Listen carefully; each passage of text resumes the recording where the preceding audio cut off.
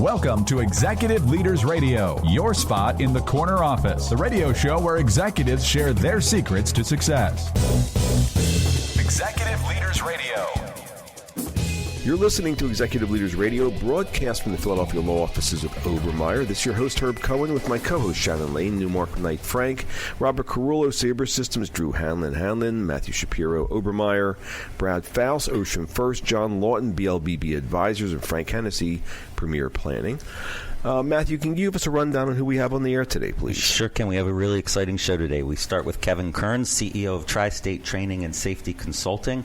Then we have Sulaiman Rahman, CEO of DiverseForce, Steve Gardner, President and Executive Director of Clarifi, and Chuck Hurchalla, the President of Evolution Energy Partners. Let's get to know our first guest, Kevin Kerns, CEO of Tri-State Training and Safety Consulting. What is that, Tri-State Training and Safety Consulting, Kevin? We're a life safety company. We specialize in CPR, defibrillators, and fire protection. Where'd the idea come from? As a kid, I joined the fire company, and I saw a need at an older age. Mm-hmm. Where you're from originally? I'm from Delaware County, a small town called Eddystone. Near Philadelphia. And how many brothers and sisters? I am 4 of 6 boys. All right. And tell us, what was going on with you 8 to 14? 8 to 14, I was a sick kid. I was diagnosed with a upper airway disease where they told me I would not live past the age of 16. Mm-hmm. Keep going. With that, I decided nothing was going to stop me. I was not taking no for an answer. I was not allowing doctors to tell me when I would live, how I would live. I continued with sports. I was very active with sports. How often did you move, by the way? We moved on average every 6 months until we settled down in Eddystone when I was going into 5th grade. Why'd you move so much? I believe my mom was just an unstable person. She went from relationship to relationship, job to job. Mm-hmm. All right, Frank. Kevin, you grew up in a tough blue-collar neighborhood. What was it like playing with the other kids? Playing was fine. I was kind of the leader in the group. However, if anything ever came up to where there was an altercation, I would say my friends were overly protective of me because they were afraid if Kevin gets punched in the chest, it's not going to turn out good. As a sick kid, did they treat you differently or did they embrace you? They didn't treat me differently, but they were definitely more like big brothers, even in every fashion. They just wouldn't let me have a problem. And you mentioned sports. Did you succeed at sports? Did that help you achieve and feel confident? Yeah, I excelled in sports. It made me feel confident. Played basketball a lot. So how did that and the way the trids teach you influence the way you work now? Now I don't take no for an answer. No matter what, I keep trying and going for the right thing. And how does that affect the way you treat your team? So my team, I try to empower them to have a better life, to do more at the job, just to be successful in general. Mm-hmm. Brad? Kevin, you said before your mom was unstable, but she raised you and your siblings. What was your relationship with her? My mom and I were very close. She actually treated me differently from the rest of my siblings. I was kind of her favorite, I would say. I'd like to think it's not because she felt I was sick, but she definitely treated me differently. And what did you learn from her? I learned more of what not to do than what to do. What do you mean? My mom's relationships. I never wanted to have an unstable relationship. I didn't want to get married 3, 4, 5 times. My mom eventually fell into being a drug addict, so I've never had any desire to be involved with anything like that. How long have you been married? I'm not married. I've actually been engaged for the past year. Why aren't you married? How old are you? So I'm 32. I'll be 33 in May. Why aren't you married? I've been afraid to commit to something in the fear of, in a year or two, I'm going to end up like my mom looking for another marriage. Mm-hmm. Matthew? Kevin, take me back. How young were you when you were told that you were only going to live till you were 16? I was roughly 10 years old. And that's got to be an overwhelming thing. Tell me, how did you react to that? My reaction was, that's what you're saying, but that's not what I'm going to let happen. Where'd you get the strength to do that? My whole life, I had to fight at everything. Like I said, we moved every 6 months. So I had to make new friends, new relationships. Everything was new all the time. And what does that have to do with who you are today? Who I am today, I am constantly seeking new relationships with what I do. But who I am as a person, I would say I don't let my past dictate my future. And what's that got to do with the business you're running today? So my business, I want to create a good place for people to be. I want to do good for our clients and our staff. Mm-hmm. John? Sure. At age 18, you talked about being an EMT. Can you talk a little bit about that? So I became an EMT with my local fire department in Eddystone at 16. I joined the fire department at 15, and then in Pennsylvania you could become an EMT at 16. So I did that, which I've done and I still do to this day. How does that affect the current job you're in? It affects it a lot. It builds credibility for what I do, and I can actually speak to what we're doing. I've experienced it all firsthand. Shannon? Kevin, did your grandparents play a role in your life growing up? Not at all. My grandparents had passed away at a very young age to a point I don't remember who they are. And what about your siblings? What was your relationship with them like? My oldest brother, I wasn't too close with him because he's just a lot older than me. I want to say he's like 12 years older than me. Mm-hmm. I had another brother who I just met a few years ago. He was given away at a young age. I don't know the real story behind it, but my mom had to give him up. And then my next oldest brother I'm very close with. My two younger brothers at one point actually had to take care of them for a year and a half. Kevin, you mentioned in the green room about this fear of failing. It seems to me that's like pretty core to who you are. Am I mistaken about that? No, absolutely not. Success is the only option, and I believe success can be measured on different levels. What are you talking about? Success can be measured. Success is measured in money, right? No, not always. Happy employees, happy family, happy life, doing better than you did yesterday. How young were you when you started making money? I was in second grade. Give us the list of stuff you did to make money. So what I would do to make money, I would sell my baseball cards. I'd go buy a pack for $3, and I'd sell them individually for $1 each. Keep going. I would get bouncy balls out of the quarter machine when it was broken, so I get all the bouncy balls for free. I would then sell them at school, and the school didn't like that very much. I sold candy bars right outside of a convenience store when you can go in the store and get them cheap. How young were you when you were doing this? This was from 8 to 12. Why were you doing it? We didn't have much money, and I needed money if I wanted to eat lunch at school. Excuse me? And my mom didn't have the funds to give me money to go to school. She couldn't pack me a lunch, so I had to find a way to get my own lunch. Uh-huh. Tell me, what does your upbringing have to do with how you're fathering your family? So I see how my mom tried but wasn't successful. So I pushed myself to be successful, to provide for my family, to make sure they don't go through the issues I had where you had 2-3 outfits. That's all you had. My kids, I make sure they have adequate amounts of clothing or food on the table. Drew? Kevin, when did you realize it? If you put your nose down and grind and do the hard work, that good things would come. When did you first realize that? I would say early on, maybe even as early as 5th grade. My teachers told me I was very smart. I always had straight A's my whole life. So that was always... And if you were giving advice to a kid that was 14 that maybe was struggling a little bit, what would your advice be? Only you decide your future. No one else can decide it for you. Tell me more. What do you mean? Well, in my case, I had doctors tell me I wouldn't live past 16. I'm 16 years beyond that. So people don't know what they think they know. Again, you dictate and you determine how things are going to turn out. Yeah, how about the basketball team? You mentioned a few times how your local basketball team that was in a small area never really lost. So in Eddystone, it's less than 1 square mile of the town itself. Basketball was life there. We played basketball, and we weren't getting in trouble. We played basketball. That's what we did. So everybody played basketball. It built a brotherhood. And how did you inspire the team? What was your role? My role on the team was like a 6-man role, actually, but I was very vocal. What's that mean, the 6-man role, though? So I wasn't in the starting lineup. I wasn't one of the top 5. I was the next guy. But you still could impact the team? You'd still impact the team because you make them realize what they're doing wrong. I was more of a coach from the bench. And then when I got on the court, I continued to be a coach. And what did your teammates think of you? I was another one of the guys, really. I mean, they understood I knew what I was saying. And how did that experience, being the 6th man, impact your leadership style? It allowed me to sit back and be a leader. You don't have to be in the game scoring the most points to be the leader. So I was able to lead from where I was, outside looking in. Give me that again. I was able to be a leader from the outside looking in. What's that have to do with building this business? So, as my employees say, I'm at the top of the food chain, so I'm able to look at everything, evaluate it, and determine where needs are, and then make an impact, hopefully. So if I'm reading you correctly, you're all about fear of failing. It's like you're going to keep going no matter what, which is one of the reasons you've survived well beyond what you were supposed to survive. Am I reading that correctly? I would think that's accurate. Yeah, but and as opposed to being angry about your childhood or pissed or angry about mom or stuff, it's like you just keep on rocking. As my fiance would say, I'm heartless, but I don't think I'm heartless. I'm just aware, and I don't let anything hold me back. What do you mean? Again, goes back to what I said about dictating. No one can dictate anything for you. No no trials and tribulations are going to make you less of a person. It's about what are you going to do next to do better. Is that why you're running your own business?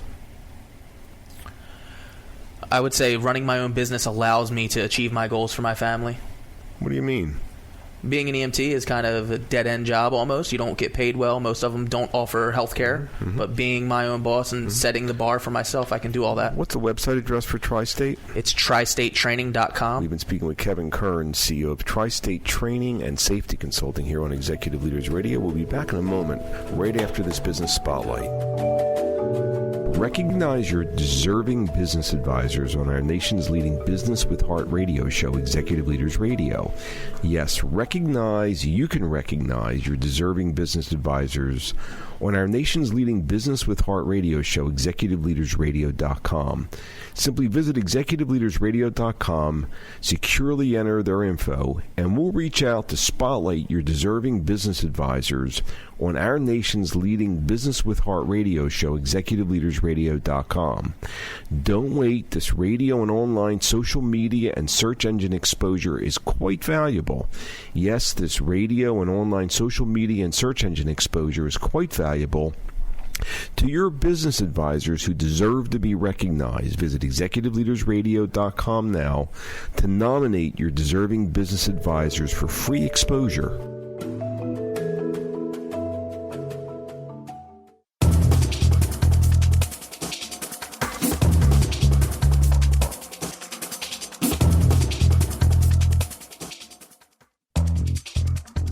We're back. You're listening to Executive Leaders Radio. This is your host, Herb Cohen. We'd like to introduce Sulaiman Rahman, CEO of DiverseForce. Sulaiman, what is DiverseForce? What are you guys doing? DiverseForce is a human capital solutions and advisory firm. We focus in on diversity, equity, and inclusion. How many brothers and sisters do you have? Where are you in the pecking order? The middle of three boys. And what was going on in your childhood? Well, early on as an infant, my mother and my father, they split, and the line that the straw that broke the camel's back for my mother was that she didn't feel comfortable with me crawling on dirty floors. So she decided to move to her sister's house out in Bucks County. She liked it out in the northeast area of Philadelphia, so we moved there. My father and my mother, they split at an early age. My older brother ended up living with my father. Later, my mother had a younger brother who's 4 years younger than me. So where did you live? You mentioned you lived like the tale of two cities. So you lived between where and where? What was that about? So I lived in far northeast, right on Ashton Road. In Dallas, they're not going to know that. So you lived on one hand in like somewhat suburbia, and on the other hand, like the inner city? Yeah, so one area was a predominantly white suburban area of Philadelphia. The other area that my father lived, he lived in the projects. So on one hand, you lived like it was urban Philadelphia, not the nicest neighborhood at all. On the other hand was like the white neighborhood. So you lived between a white neighborhood and a black neighborhood. What did that do to you? Well, instead of saying a white neighborhood, black neighborhood, it was actually it was a suburban area. It was much cleaner. It was an urban area that and the projects where my father lived. So I had an opportunity to see the tale of two cities. What are you talking about? So you have one area where there was a lot of poverty, a lot of and later realizing it was post urbanization or suburbanization of Philadelphia, but you found an area where there's a lot of poverty, drug addiction, and crime. And another area, you find that it was a nicer neighborhood. The education system was better. So I saw this tale of two cities and not really being able to grasp it at that time why I saw what I saw. So, man, how old were you when you started earning money? It's about 9 years old. What were you doing? I was a paper boy. And why did you do that? Why did you go to work at 9 years old? So I saw my mother struggle. I saw my father struggle financially. My mother lived week to week, paycheck to paycheck, to try to make sure we lived in a neighborhood that I could get a better education and a better environment. And so, what, you wanted to go out and earn? Yeah. So I wanted to kind of make money and have some pocket change. What did it mean to you to see your mom sort of struggling but trying to make a better living for you? Well, I really appreciated that, and seeing her make sacrifices, even when she didn't have it, she would step out of her comfort zone, financial comfort zone, to make things happen. Brad? In the green room, you talked about a story when you were 9 years old. Your best friend moved away. Tell me about that. Yeah, I was sharing that I was very conscious of race for a number of reasons. This is one incident. A really good friend of mine. He happened to be a white kid. I was, obviously African American and in a predominantly white neighborhood. He moved about a mile away, and just to try to stay connected with him, I rode my bike to visit him once he moved. And his parents, shared with him that the neighbors were not really comfortable with seeing an African American in the neighborhood, and let him know to pretty much communicate to me that I wasn't really welcome in that neighborhood. What did you take away from that experience? Again, a number of circumstances helped me to recognize the race challenge that we had, in the country. So I was very conscious of race at an early age, and thinking about ways to navigate, my neighborhood and just navigate socially in that environment. And how do you use that now in your job? Well, a lot of what we do with we evolved from a professional network of over 18,000 professionals of color within the region. I think there's a passion for me to help people understand how to navigate their career, how to navigate cultural environments where they may be a minority. So the understanding you developed from your childhood is what you're using to build your business. Exactly right. Matthew? Did you have a mentor who helped you learn how to navigate those two worlds? So mentorship for me was very episodic, depending on where I was and what I was looking to achieve and the goals. I would have someone that I looked up to. Many times they may look like me, may not look like me as far as culturally. And many times I also read books and audio tapes, so I was really into learning. And how did you identify those people who were going to help you figure that stuff out? Many times I attracted them, I believe, to me, being in the environment. What was it about you that attracted them to you? It's funny. I never really thought, never knew why people were as attracted to me or gravitated to me as a young kid. I felt, it was fortune, but maybe there was something about me. Sulaiman, talk about your experience in the 8th grade and your path to the University of Pennsylvania. Yeah, actually, growing up, I started playing football at 6 years old, and I wanted to play in the NFL. My older cousin was an inspiration for me. He ran a 4.3 40, super fast, and I just knew he was going to the NFL. My mother, during the summer year, between my 7th and 8th grade year, flew me out to California to visit him. And him and his friends told me that he was not getting letters to colleges because he did not take his academics seriously. That was a major moment for me, and I actually turned from being an average student to being a straight A student. Shannon? I'm just curious, did you ever tell him the impact that conversation had on you? I don't think so. He's actually been in prison for 10 years now I had some other reasons why Frank? We don't communicate. So you mentioned as a boy you split time, and during the weekends you were with your father. What was he like, and what was your relationship like with your father? So my relationship was great with my father. He would pick me up on the weekends. I would travel out to his neighborhood, and he would teach me math tricks and different things. So we had a good relationship. So he was a teacher until how long? How old? Up until about I was 12 or 13 years old when he became addicted to drugs, and it was a kind of different dynamic, our relationship at that point. So overall, what influence would you say he's had on you? I mean, a great influence, and still to this day a great influence. Bob? More on the Tale of Two Cities. What was the difference between your racial acceptance on your high school football team and your collegiate football team? It was the same. So high school, I had a great experience. Was a leader on the team, one of the top players, and then college, the same thing. We had, I think, the football field. The lines were blurred when it came to racial differences. Kevin? Sulaiman, you had mentioned being on that fine line of things. Can you elaborate on that a little bit? Yeah, I shared that there was a fine line between a pathway to poverty and a pathway to prosperity, if you will. And I feel like there's some people who fall on one side of the line, others fall on the other side of the line. And there's opportunities to really help people to navigate and be on that right side of the line to be on that pathway to prosperity. What has been your experience with people close to you, though, who have fell on one side versus yourself who prospered? A lot of, I think, external factors, a lot of different factors that led people one direction versus the other. Keep going, Kevin. When you say a lot of people, was there anybody within your immediate family who could have went your path? Yeah, I'd say both of my brothers, my older brother, my younger brother, my father. And again, I looked at it as just fortuitous opportunities that fell in. So you're telling us that you see that you've had direct experience that there's a fine line. The same person could have ended up very successful but ended up a different way because of what? Again, I believe there's no real systematic process for young people who may end up living in the wrong zip codes or maybe that don't have the same opportunities as others. And you're telling me that these same kids, if they had that system, that process, they'd end up like you and me? Absolutely. And you've had direct experience like this, Kevin. What are you thinking? I'm thinking that I've always said to people that you could be a product of your environment or a product because of your environment. And I think people like Sulaiman and myself, we became a product because of our environment, not of our environment. Sulaiman, is that what you meant by that fine line? Yeah, I would say absolutely. Sometimes, and it depends on your mindset too. Some things happen to you, some things happen for you, so you can advance from it or be a victim of it. What would the advice be then to a kid that's 12 to 14 that's maybe struggling a little bit? I would say, struggling. I would say, one, be very conscious of your associations, who you're listening to, the direction you're focused in on, and I believe there's an aspiration gap many times in our country where you don't see people that you can look up to in areas that you want to excel in. So many times if they fall on that side of the line that is focused maybe on the wrong direction. Go ahead.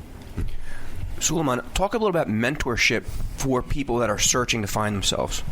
Yeah, I think mentorship is incredible. It starts with just aspiration too. Seeing people, role models, possibility models, just seeing images of people that look like you and saying it's possible for me. So it starts with the motivation, and then it's the practical kind of advice and direction to get to. So, get to be where someone else is. What's the website address for DiverseForce? DiverseForce.com. We've been speaking with Sulaiman Rahman, CEO of DiverseForce, here on Executive Leaders Radio. Don't forget to visit our website, executiveleadersradio.com, to learn more about our executive leaders. We'll be back in a moment, right after this break.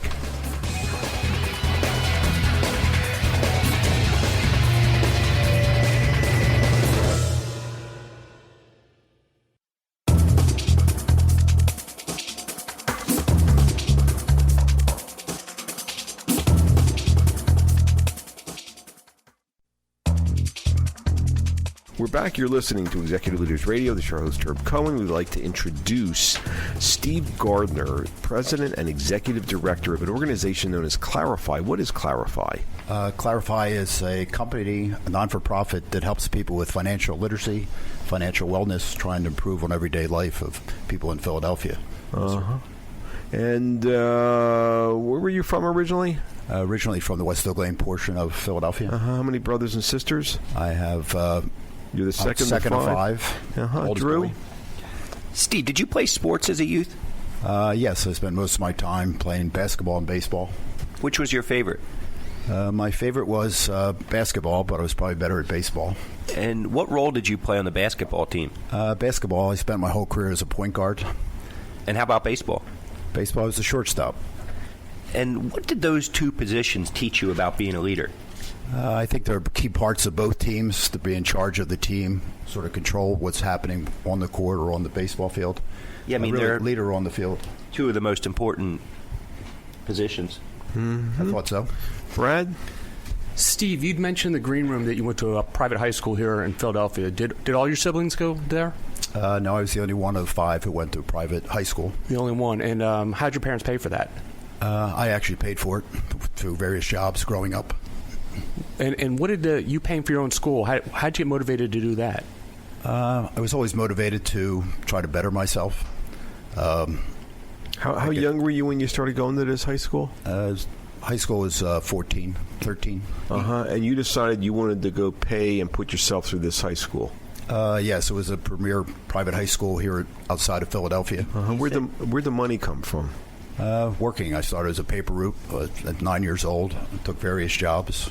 I worked my way through pool company, and I actually worked for the United Auto Workers during college. Wait.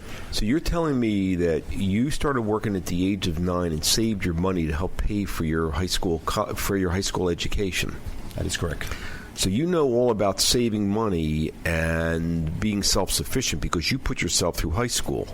That is correct, and also being a family of five, mom and dad.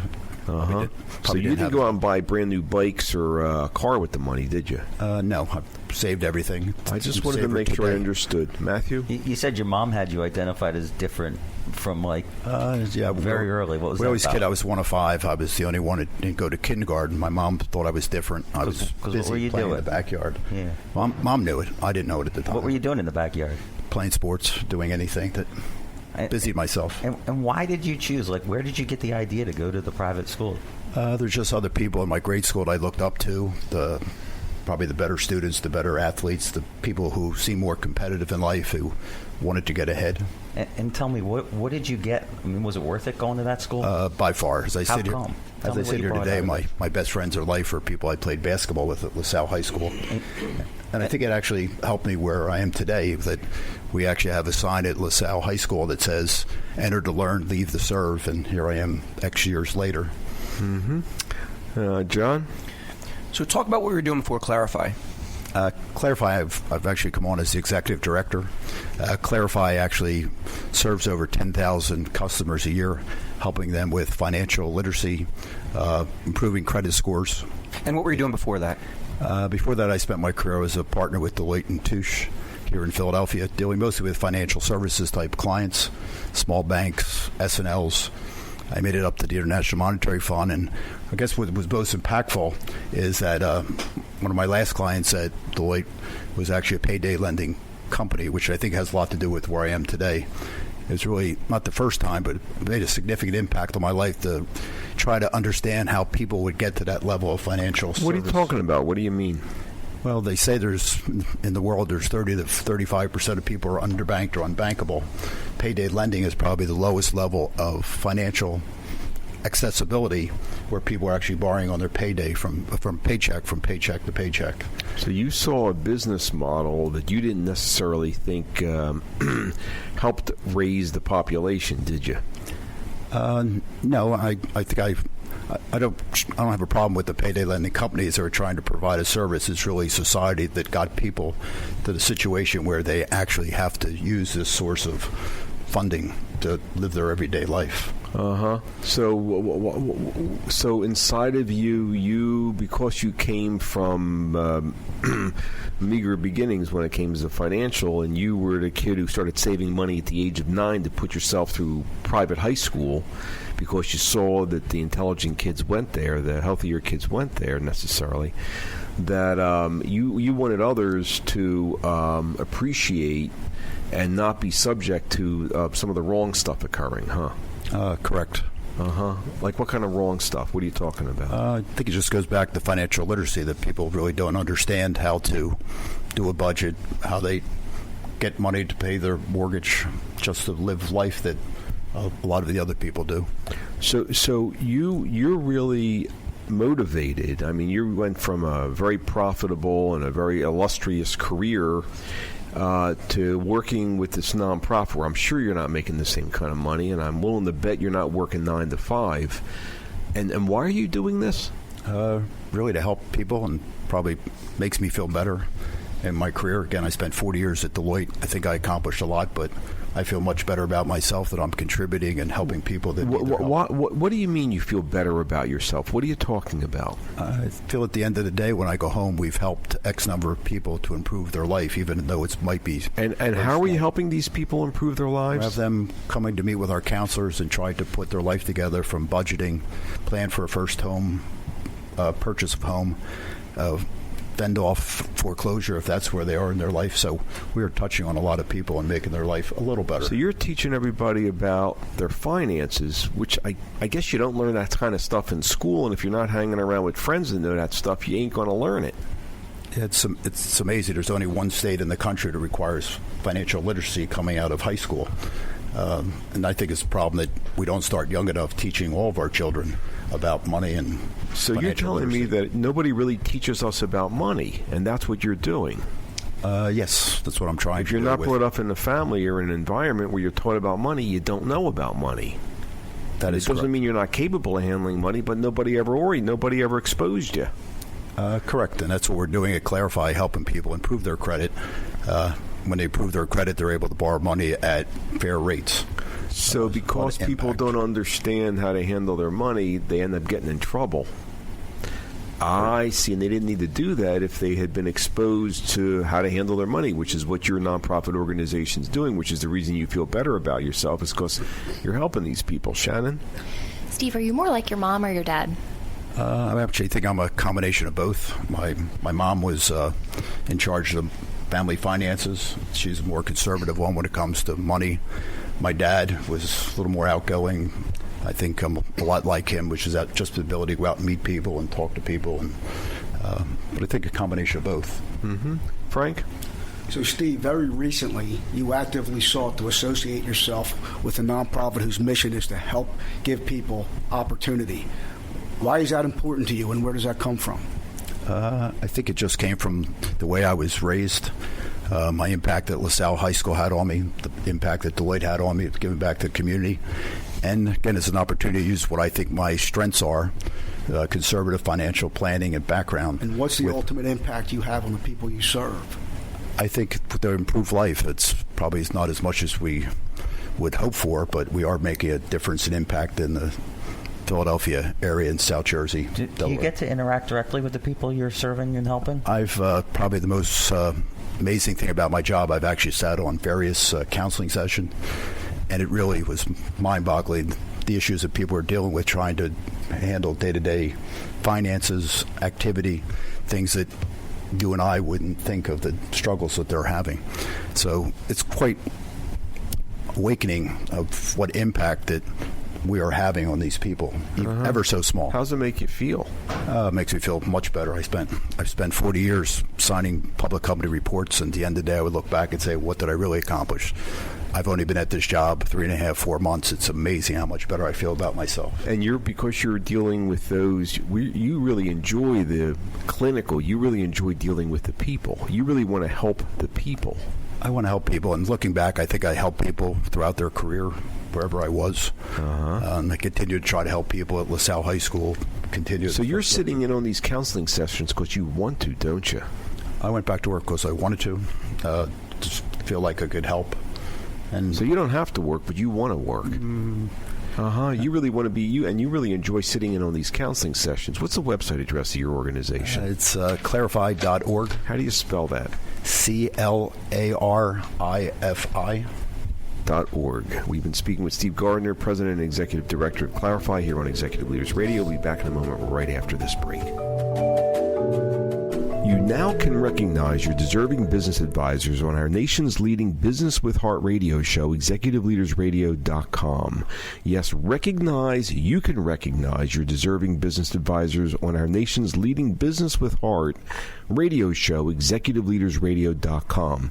Simply visit ExecutiveLeadersRadio.com, securely enter their info, and we'll reach out to spotlight your deserving business advisors on our nation's leading Business with Heart radio show, ExecutiveLeadersRadio.com.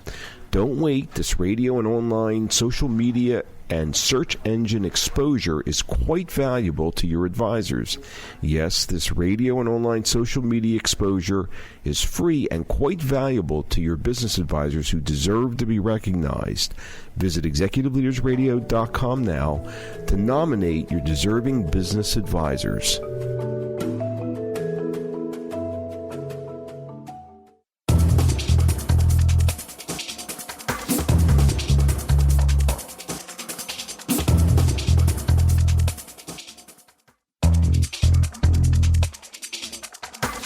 We're back. You're listening to Executive Leaders Radio. This is your host, Herb Cohen. We'd like to introduce Chuck Hurchalla, who is the president of Evolution Energy Partners. Chuck, what is Evolution Energy Partners? What are you guys doing? We're a full-service energy consulting firm that help industrial and commercial customers reduce their energy spend through full-service engineering solutions, and then manage their ongoing spend through strategic procurement of their energy commodities, electricity, natural gas. Where are you from originally? Exton, Pennsylvania. Which is a suburb of Philly, and how many brothers and sisters? One younger brother. All right, Mr. Drew. Chuck, you mentioned you were a caddy at a young age. Why did you do that? I was introduced to golf at a very young age through my father, and it was a way to go to work, make some money, and add something substantial. What did you learn about business when you were caddying? First and foremost was customer service. You have difficult people that you're caddying for, and you have some that are more positive. Learning how to adapt your responses to the customer. And how has that impacted you as a CEO? I think as a consulting firm, we have to identify the problem and then come up with a solution that fits just for that one particular customer. Same thing with the golfers that you're caddying for. John? So as a caddy, when you had people that would come to the first tee and you had to size them up, and you knew that there was people that were nervous about going out at a country club, how did you handle that? Well, I think you have to put them at ease, letting them know that everyone goes through the exact same situation. You have to be able to relate to them, and then you have to give them direction, kind of understanding where they're coming from. And how does that relate to what you're dealing with today? Same thing. I mean, with the consulting firm, our job is to identify the problems that a client has at their particular facility, and then develop solutions that specifically address financial and operational issues. Frank? So, Chuck, you spent some time with your father caddying and golfing. What else did you do with your father? I worked with my father through college and after college in his company. It was an energy company as well, and I worked in the terminal yards. I did door-to-door sales for the firm. I did heating oil. So, and what would you say you cleanouts. learned from him about life, about relationships, about business?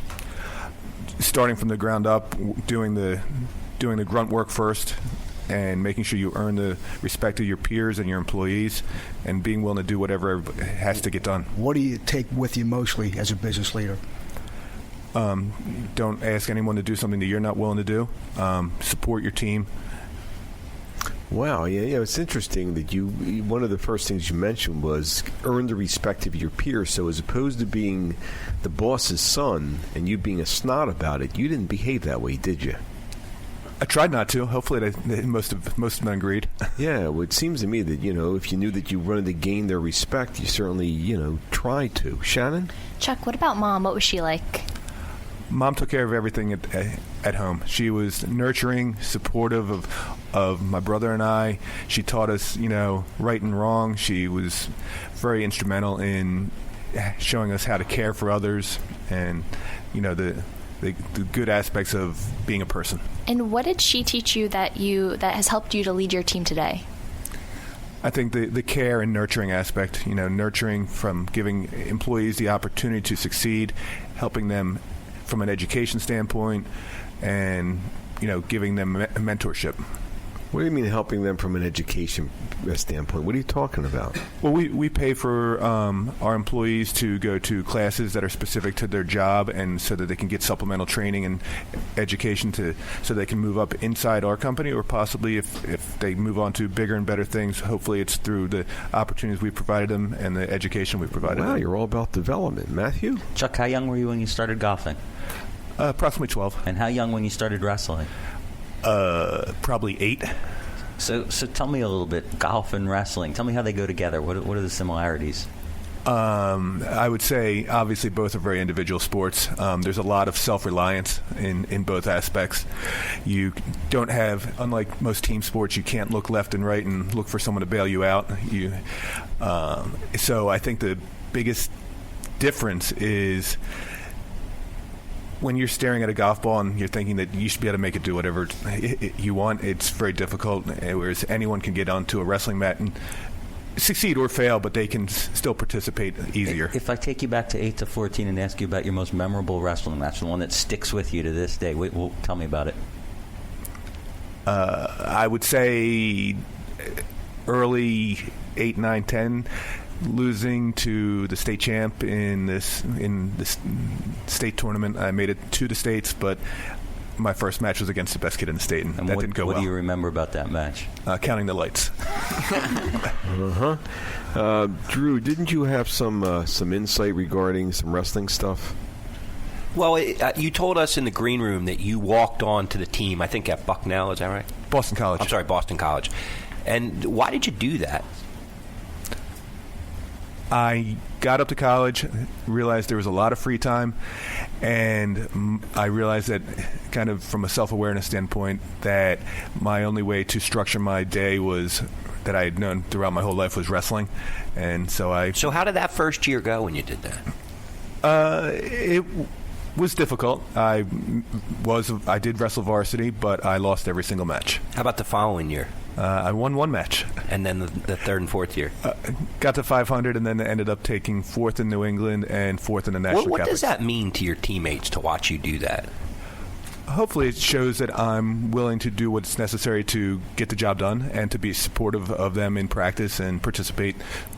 And how about in life and business? Like when you look back on that, what do you think about yourself? I like to challenge myself. I think keeping myself pushing towards a goal, and then once that goal is achieved, to reach for another goal is a big aspect of my life. Yeah, so you're the kind of guy that keeps raising the bar on yourself, which is the reason you found golf so challenging as opposed to wrestling, isn't it? I think golf in my older years definitely is a game that allows me to continue to challenge myself. I don't really have any need to wrestle. How's that coming out? What's that have to do? What's that have to do with business?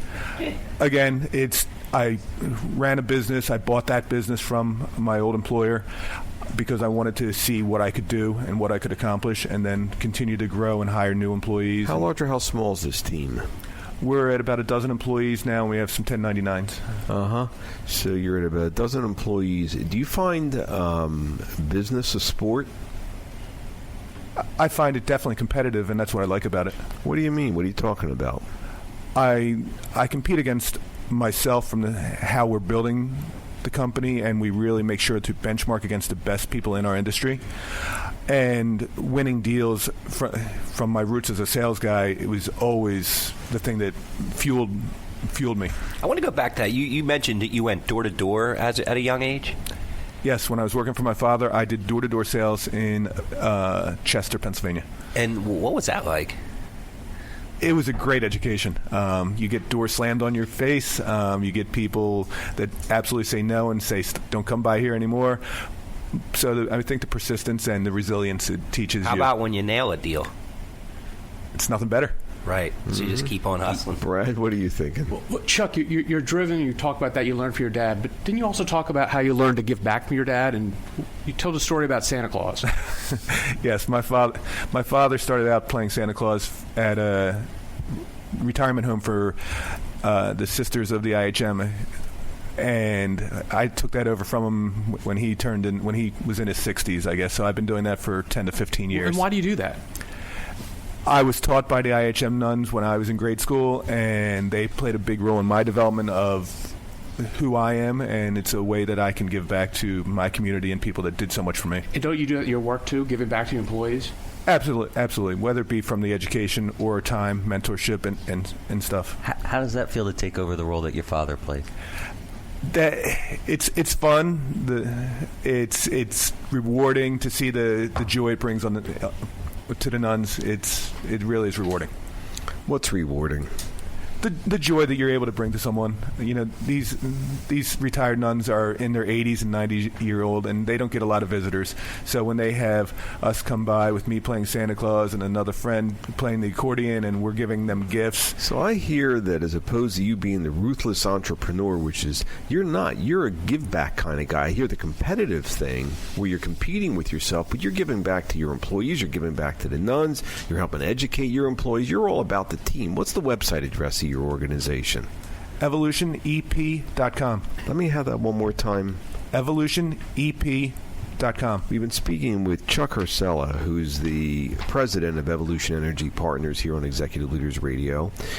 Let's see. Matthew, will you please give us a rundown on who else we've had the opportunity of speaking with? Sure will. It's been a really fun and interesting show this morning. We've had Kevin Kerns, the CEO of Tri-State Training and Safety Consulting. We had Sulaiman Rahman, the CEO of DiverseForce. We had Steve Gardner, the president and executive director of Clarifi, and just now Chuck Hurchalla, president of Evolution Energy Partners. I would like to thank my co-hosts, including Shannon Lane, Newmark Knight Frank, Rob Carullo, Sabre Systems, Drew Hanlon, Matthew Shapiro, Obermeyer, Brad Faust, Ocean First, John Lawton, BLBB Advisors, and Frank Hennessy, Premier Planning, for giving me a hand structuring the questions, hopefully providing our listening audience an educational and entertaining show. I'd like to thank our listening audience for listening. Otherwise, we wouldn't have a radio show. Don't forget to visit our website, executiveleadersradio.com, to learn more about our executive leaders. Thank you for joining us today, and have a nice day. Bye-bye.